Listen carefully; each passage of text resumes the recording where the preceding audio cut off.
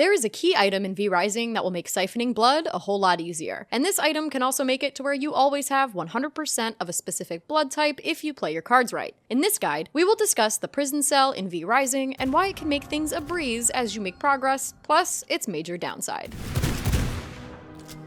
The prison cell is exactly what it sounds like. It's a holding cell for a human of your choice placed in your castle for you to bottle up their blood whenever you'd like. With a caveat, of course. The main issue with this is that you can kill your newfound human blood potion maker if you aren't careful, so you have to keep them well fed and happy to keep stealing their life essence. Once you defeat Vincent the Frostbringer, you will have the ability to craft the prison cell with 8 iron ingots and 2 reinforced planks. Place it wherever you'd like, and then use your Dominate Human spell to either bring a human back to your cell to keep it, or if you have already killed Leandra the Shadow Priestess, you will have a Dusk Caller recipe to summon a swarm of bats that carry your subject to an empty prison cell within your humble abode. Once you have your human in the cell, it's time to tap their blood and bottle it up for use later on. As an example, here is my human, who has 100% Scholar blood type, my favorite blood type to be specific.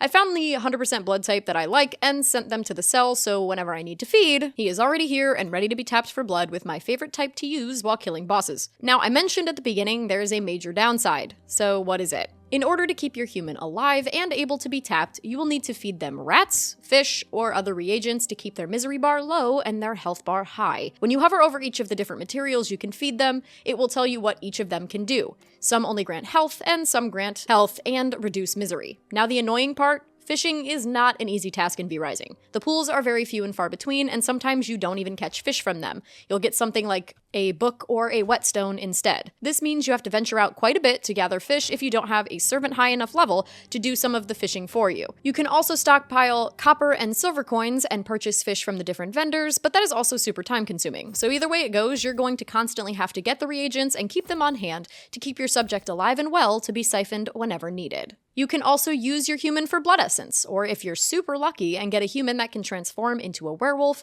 you can get creature blood in mass quantities without ever leaving your castle walls. That's going to do it for this guide on the prison cell in V Rising. As always, if you like the video, then like the video. And if you like my content in general, then please subscribe to my channel, because it means the absolute world to me. And I will see you in the next one. Bye!